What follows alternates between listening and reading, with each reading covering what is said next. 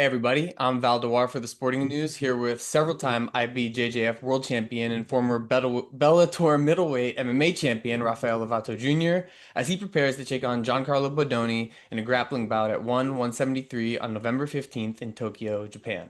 So, Rafael, you've been retired from mixed martial arts since 2022, released the Bellator belt in 2019. So many, Mhm. fans of MMA specifically may be out of the loop on your recent competitions, but you continue to compete in jiu-jitsu as you will be on November 15th.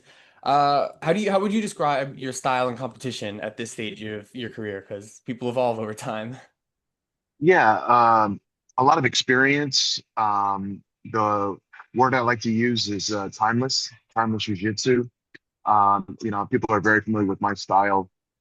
It's pretty straightforward. I love being on top. I love putting pressure.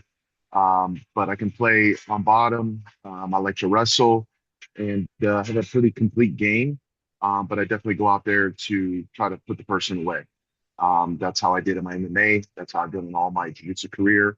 And these days, I've been able to keep evolving, staying sharp and staying up with the all the evolution in the game.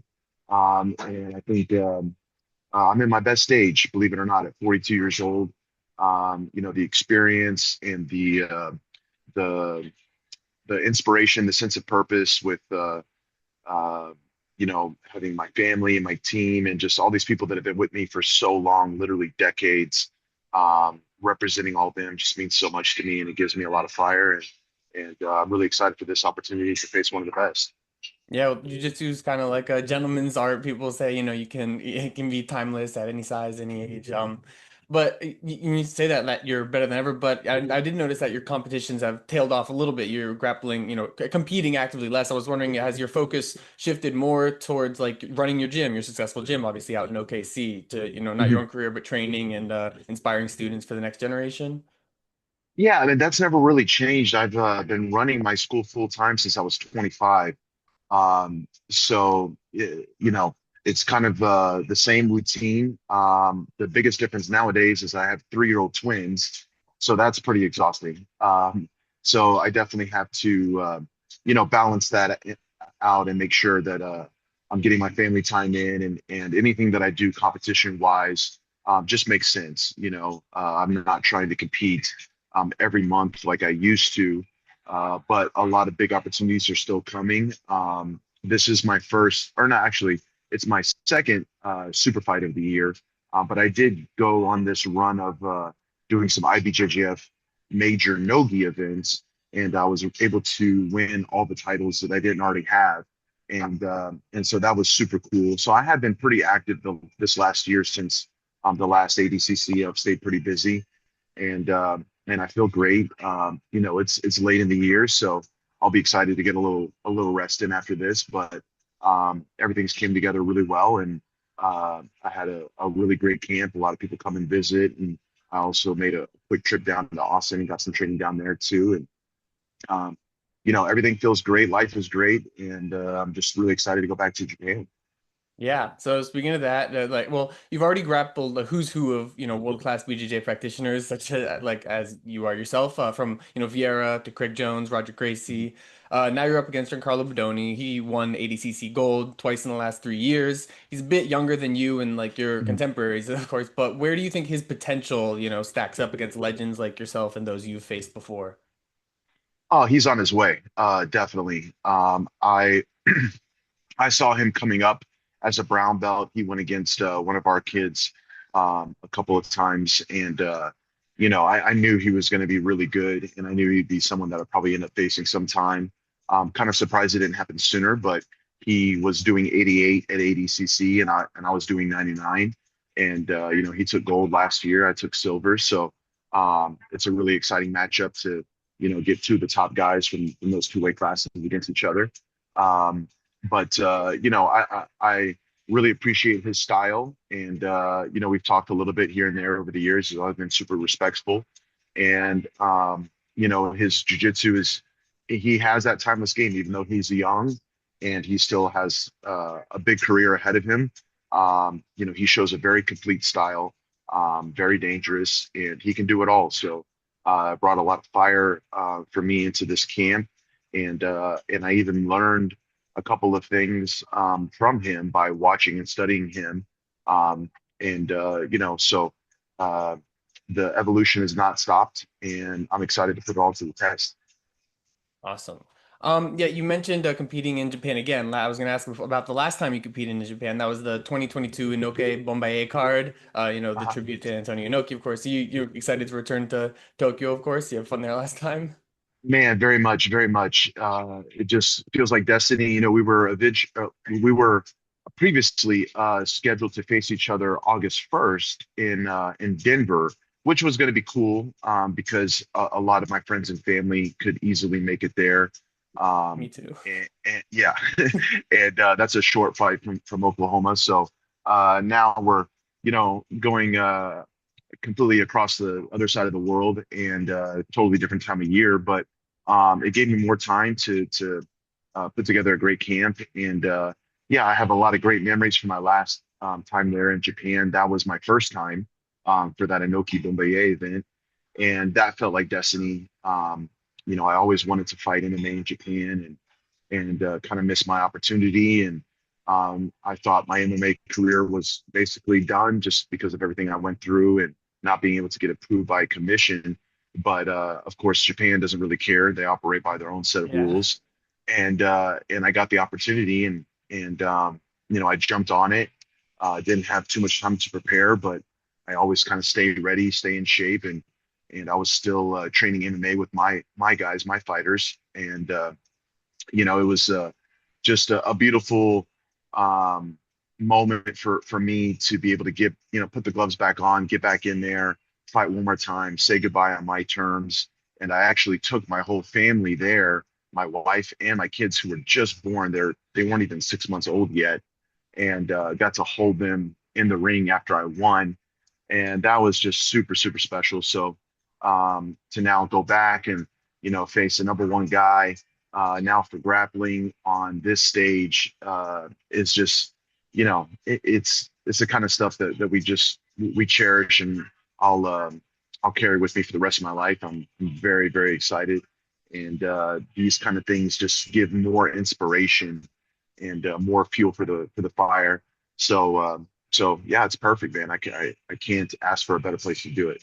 Yeah, I was gonna ask, like what it meant to be able to step back in there and get one last win in MMA, but you basically answered that. So just ask, like, what was it like for you in that time period when you couldn't compete, when they told you, oh, like you this medical condition, we won't let you compete in MMA, what, and obviously got through that and got to the end. But what was Mhm. the time like? How did you, stay sane in Man, it that was time? it was rough. It was really rough. Relinquishing my belt was probably one of the hardest things I've ever done in my life. And I continued to try to work with the commission, and I had a hearing with them that lasted like over a year, and I was seeing doctors and doing everything I could to get approved. And at the end of it, there was just no way. They just would not say yes. And so there was a lot of depression and some ups and downs, and I started making my way back into jiu-jitsu um, more full time, and just okay, I don't want to I don't want to stop. Like I don't want to put all my work and just you know put it on the shelf. I still felt like I was in great shape, and I was still getting better. And but mentally coming back to jiu-jitsu and kind of starting all over again, going against all the new guys, and having to kind of refine the inspiration to now compete for free, or just be on the stage that's much much lower exposure, and just not at the level where I was in MMA, was kind of hard. But I got through it, and then now it's been amazing because the sport of jiu-jitsu has exploded. I got to be a part of the last couple of ADCCs, which were just amazing shows, and do very well there, and go against all these new young guys, and um, it's almost been like a second jiu-jitsu career, and being still around and able to kind of reap the benefits of the sport hitting this new level, like one championship, uh, doing grappling matches, and getting to this stage has been just amazing. It's something I'm super grateful for.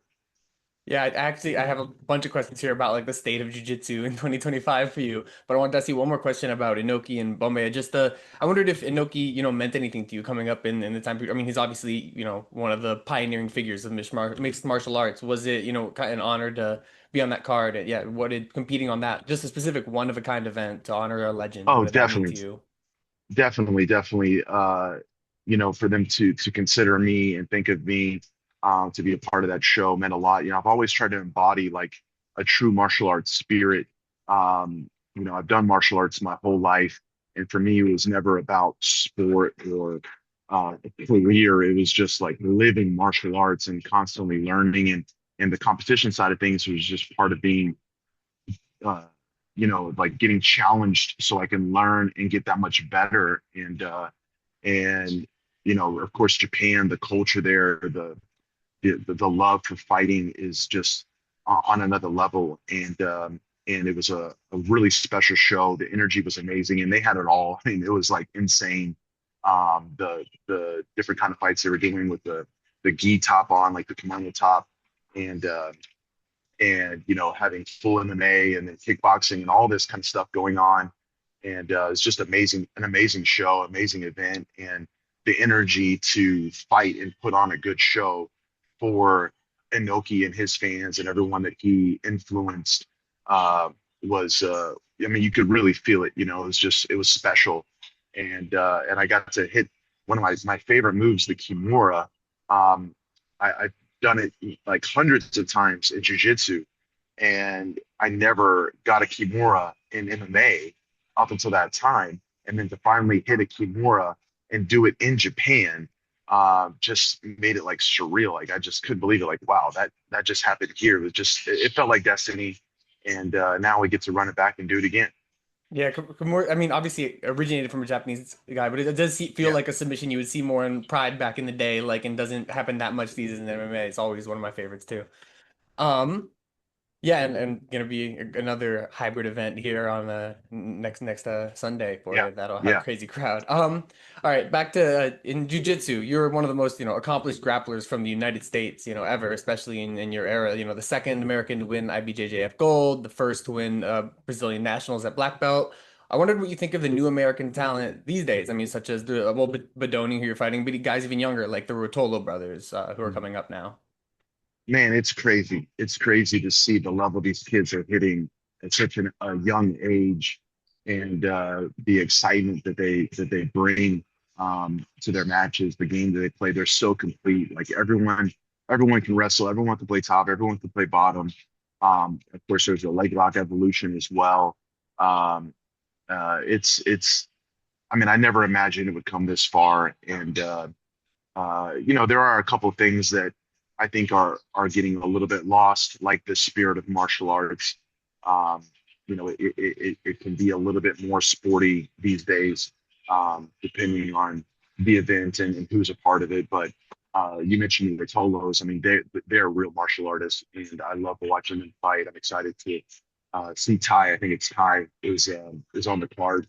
I've watched them since they were young, little teenagers, and I just, yeah, I love them. Even my son, my son is only 3, and he loves to watch the Rotolos as well. Like he always asks, "Oh, Daddy, put jujitsu on the TV," and it doesn't take but a couple of YouTube videos for it to finally get to one of the Rotolos, and he always gets so excited. And so it's going to be super cool to be on the card with them, and yeah, I'm super grateful to you know still be around and compete with these kids, and you know kind of get the love and respect for paving the way for them, but then also getting to battle them at the same time too. So I just feel like I'm in a really special place in my career and my life to still be a part and still be relevant. And it's yeah, just incredible. I never thought that it would come this far. Just want to check, Bear, are we good to go to 620? Or do we have to? Yeah, I'm gonna be speaking to him next, so you got a few more minutes. Go for it. Okay, okay, sweet. Yeah, so you mentioned like the a bit of the commercial aspect and maybe even about, the spirit, the martial arts spirit getting lost. But I was reading this interview you did with Bloody Elbow back in 2011, and you said that you don't think jiu-jitsu is there yet in terms of being able to make a living, and obviously it wasn't at the time, but things are way different these days. Like what changes have you seen in jiu-jitsu, especially as a business, as a source of income for people since then? And like you mentioned about the spirit of martial arts getting lost, do you think it's a good thing for it to become more of a business? I mean, just the opportunities, the amount of professional events that are taking place worldwide. It's amazing to see. Like, I came up in the days where a good prize money, if there was prize money, was $500, and all that did was hopefully pay for your hotel and flight. You know what I mean? So, you, it was really easy to run up a big debt, which I actually did. And if you ever got paid something, it probably more or less just covered your expenses. So, completely different time now. And it's great to see the young kids have these opportunities and be able to make a living and provide and set up their futures. Um, like back in the days, you also had to run an academy to be able to survive. Like you had to be a good teacher, you had to learn how to run a small business, and now um, I don't think it's as necessary to be a teacher, but I think it's super important, and it only provides more ability to make a living and reach people. Um, and I always love having a school and having your day-to-day students and really helping everybody. Um, and building up the next crop. Like I feel like that's a responsibility that we all should have as martial artists to give back all of our knowledge. But people they can make products, they can make their own little platforms.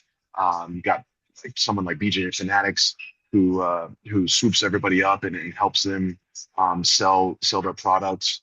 And then there's seminars and all this stuff, and just the amount of jiu-jitsu schools worldwide is insane. I mean, you can virtually go anywhere in the world and there's a school, and if you have built a good name and a good reputation, you can teach and either pay for your vacation or even make money and impact people worldwide. So the growth has been just insane and really beautiful to see. And I'm happy all the kids get these opportunities.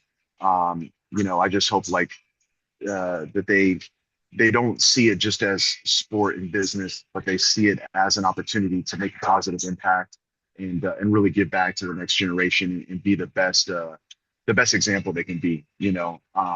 That's where like some of the social media and kind of the talking and all that. Like, I mean, I came up in a different era where that never really happened, and we were always really respectful. Like some of my good friends from jiu-jitsu are from other teams, and that was going to be a little easier to do back then because after the event was over, we talked. We didn't just get on our phone and start making our posts.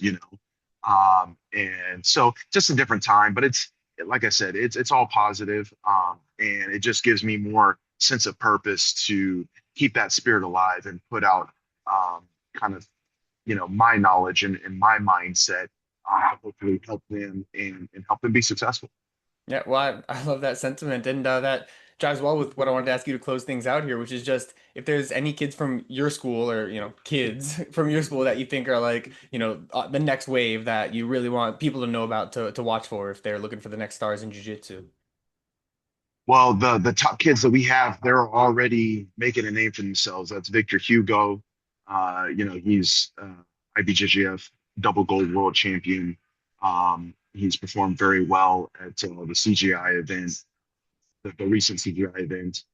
Also, Felipe Costa, he just arrived here yesterday. He medaled at the last ADCC. He actually faced Giancarlo in the semifinals, and I'm taking him with me to Japan to be in my corner and just help me with my final little tune-ups and strategy and all that. But they've already are making a name for themselves, but they're still so young. Like Felipe's 26, Victor's 27, I believe. So they have so much more to go and so much more to do. And I know they're just going to keep establishing themselves as the best of the best. And I love them. They're besides for their abilities, they're also just really good kids. Very respectful, good character. They're the kind of people that you want, the young teenagers and you know the young kids to be looking up to as they come up in the sport as well. Yeah, well, it's good to see there's still respect in true martial arts out there. Thank you so much for your time and good luck on November 15th. My pleasure. Thank you. Thanks. Have a good one.